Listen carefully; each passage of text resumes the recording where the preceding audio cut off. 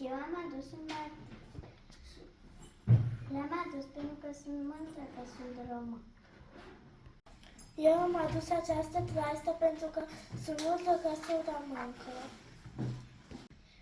Eu am adus acest bucan din partea părinților și l-am adus deoarece sunt mândră că sunt româncă.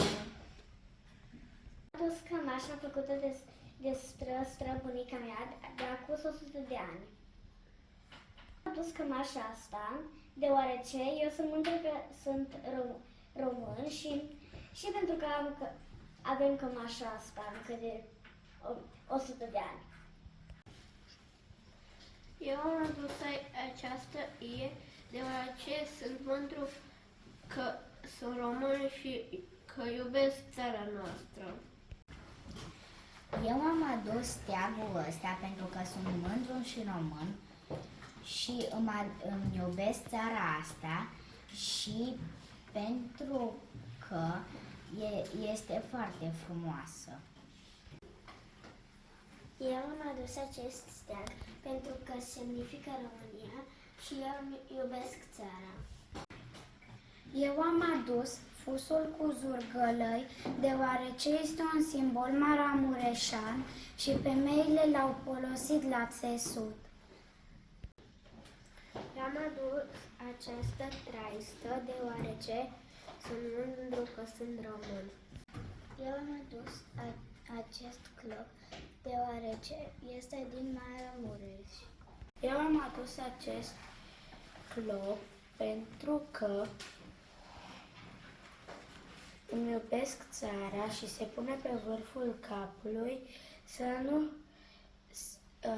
nu ne aplecăm oamenilor care vor să ne fure țara. Eu am adus această straiță pentru că mi-amintește de bunica când erau mică și pleca la colindat cu această straiță. Eu am adus acest clop pentru că sunt mândru că sunt român. Am adus acest tablou și această zgâldanie deoarece sunt mândru că sunt român și maramureșan. Eu am adus o brățară din partea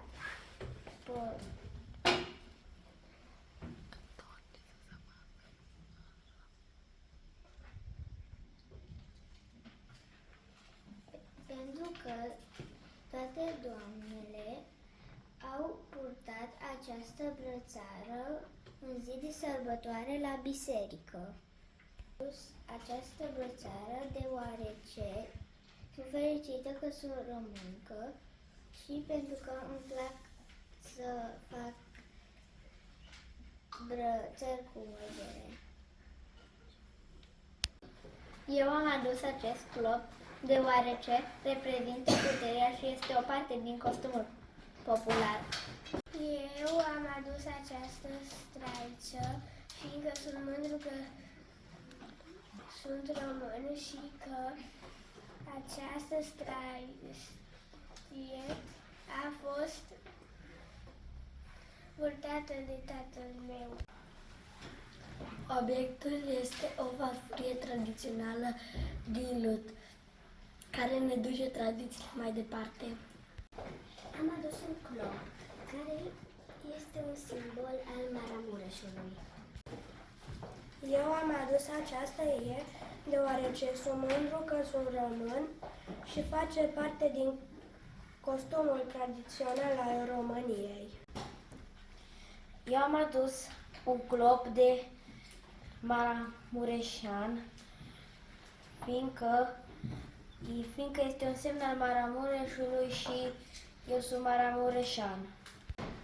Eu am adus un clop deoarece sunt mândru că sunt român și deoarece că prezintă țara noastră și o parte din costumul popular foarte frumos.